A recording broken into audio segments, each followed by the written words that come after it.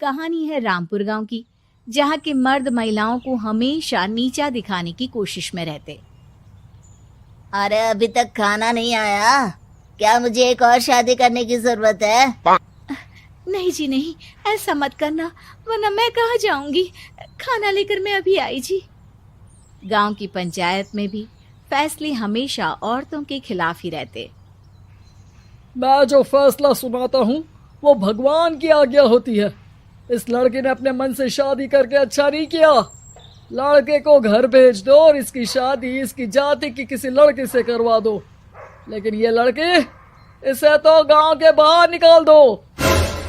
नहीं नहीं जमींदार साहब, ये क्या बोल रहे हैं? ऐसा नहीं हो सकता। मेरी बेटी मासूम है, इसे अच्छे बुरे की समझ नहीं है। अरे कहाँ जाएगी ये बेचारी? कहाँ जाएगी? इतनी चिंता है तो पूरे परिवार का गांव निकाला कर देते हैं। बेचारे पूरे बसे बसाए परिवार को गांव छोड़ना पड़ता है। चाहे जो हो, अगर बेटियों को कंट्रोल नहीं कर सकते तो गांव में रहने का कोई मतलब नहीं है।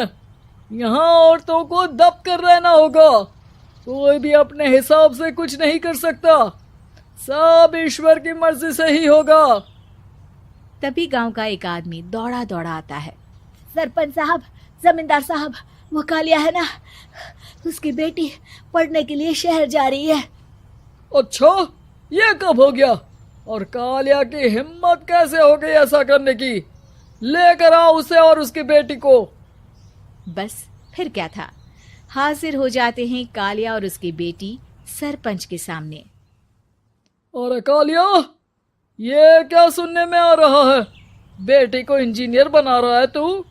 और ये बता, गांव में तो स्कूल नहीं है, फिर कहां से इतनी क्लास पास कर गई तेरी बेटी? राधा, जो कि कालिया की बेटी है, उसे लगता है कि सरपंच उसकी तारीफ कर रहे हैं। सरपंच जी, मैंने ऑनलाइन पढ़ाई की है, डिस्टेंस लर्निंग से।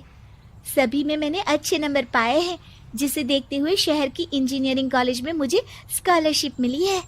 वाह जी वाह, क्या होती है ये? पहले तो ये बताओ, फिर आगे की बात करते हैं। पूरा गांव राधा की बात सुन रहा था और राधा बोलती जा रही थी। तो ऐसे मैं फ्री में एक अच्छी शिक्षा लेकर गांव में जो कुछ परेशानियां हैं, जैसे बिजली, पानी और इंटरनेट जैसी समस्याओं के लिए काम करूंगी। मैं गांव को शहर से जोड़ने के लिए पुल का निर्माण करवाने का प्रस्ताव रखूंगी। मुझे पूरी उम्मीद है कि जल्द ही हमारा गांव भी तरक्की की राह पर चल पड़ेगा। राधा की बात सुनकर सारे गांव वाले ताली बजाने लगते हैं। सरपंच को समझ नहीं आता कि वो क्या करे। चुप रह नादान लड़की, गांव के खिलाफ जाने के लिए तुझे गांव से बेदखल कर दिया जाएगा, वो भी पूरे परिवार के साथ। और हाँ, अगर ठीक से गांव में रहना चाहती है तो ये पढ़ाई लिखाई छोड़ दे। हम तेरे लिए गांव का कोई होनहार लड़का देखेंगे। तभी गांव का एक आदमी बोल पड़ता है। अरे नहीं नहीं सरपंच जी, राधा बिटिया जो बता रही है, अगर वैसा हो जाए तो हम लोगों को पैसा कमाने के लिए बाहर नहीं जाना पड़ेगा। हाँ जी, और ना ही कोसों दूर पानी के लिए भटकना पड़ेगा। हमारे बच्चे भी अच्छी पढ़ाई कर सकेंगे और आगे बढ़ेंगे, ना कि हमारी तरह खेती करते बैठेंगे। क्यों गांव वालों, राधा बिटिया का साथ देना चाहिए ना। सरपंच देखता है कि गांव राधा के साथ है तो वो चुप हो जाता है। वो घर आकर अपने सलाहकार से बात करता है, जो बहुत ही चालाक किस्म का इंसान होता है। अरे सरपंच साहब, आपको बहुत ही होशियारी से काम लेना पड़ेगा। एक बार गांव तरक्की कर गया, यहाँ के बालक पढ़ लिए तो कोई ना पूछेगा आपको। और फिर ये जो बेटा और बेटी है ना आपके, इनको भी आम लोगों की तरह ही जीवन जीना होगा। हाँ, लेकिन करे तो क्या करे? वो ना आप मुझ पर छोड़ दीजिए, बस मैं जैसा बोलूं करते जाइए। अगले रोज सुबह जब गांव वाले सोकर उठते हैं तो राधा के घर के बाहर और साथ ही वो लोग जिन्होंने राधा का सपोर्ट किया था, उनके घर के आगे लाल रंग से कल आऊंगी लिखा होता है। कल आऊंगी, यह क्या होता है? अरे यह तो खून से लिखा है, लगता है कोई भूत प्रेत या चुड़ैल का साया है। चलो सरपंच जी के पास चलते हैं। सभी सरपंच के पास जाकर उसे सारी बात बताते हैं। अरे ये तो बड़ी मुश्किल की बात है। चलो मैं एक बाबा को जानता हूँ, उन्हें बुला लेता हूँ। सरपंच बाबा को लेकर गांव के घर के बाहर जाता है। ओहो, तो ये वो चुड़ैल है जो उन लोगों को निशाना बनाते हैं जो गांव को बदलने का सपना देखते हैं। वो गांव को ऐसे ही संपन्न देखना चाहती है, वो नहीं चाहती कि कोई बाहरी यहाँ का कायाकल्प करे। क्या तुम लोगों में से किसी ने गांव को बदलने की सोच रखी है? तभी राधा की माँ रोते रोते आती है। मेरी राधा घर से गायब हो गई है। अरे कोई तो बचाओ, मेरी बच्ची कहाँ गई?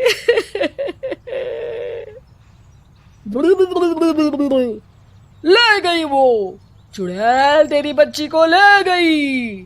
अब वो उसे श्रापित करके छोड़ेगी, उस पर चुड़ैल का साया हो जाएगा।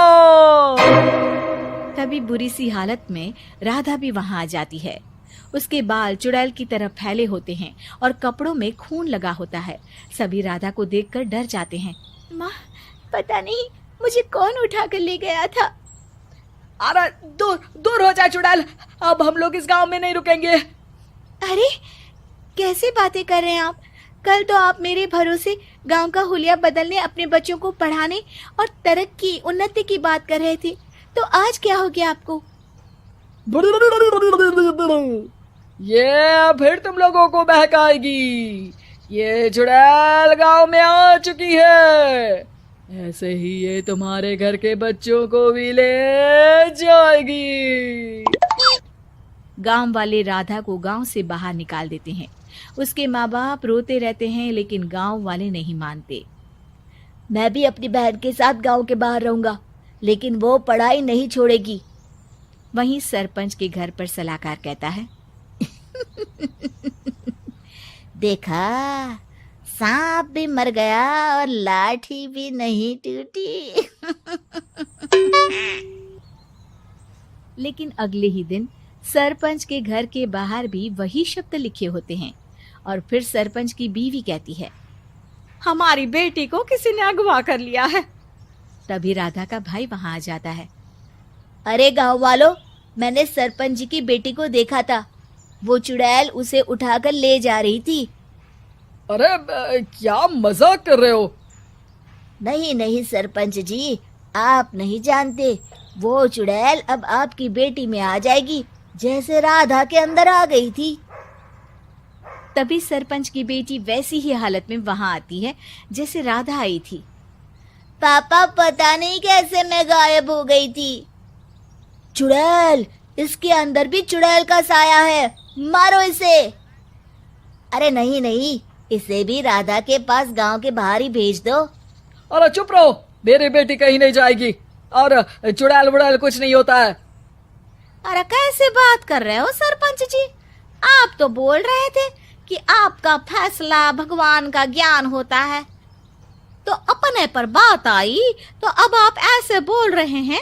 अरे ना ना ना, आपको अपनी बेटी को त्यागना ही होगा। अरे बुलाओ बाबा को। राधा का भाई बाबा को ले आता है, जिसे अब गांव वालों के डर के कारण सच बोलना पड़ता है। मैं कोई बाबा नहीं हूँ, मैं तो मोची था। ये सलाहकार महोदय ने मुझे कहा था एक्टिंग करने को। अब वो मुझे पैसे देने वाले हैं। अब मुझे माफ कर दो।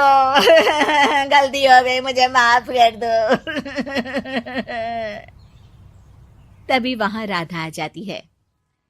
देखा सरपंच जी, जब गांव के बच्चे साक्षर होंगे तो आप जैसे लोगों की चालाकी नहीं चलेगी।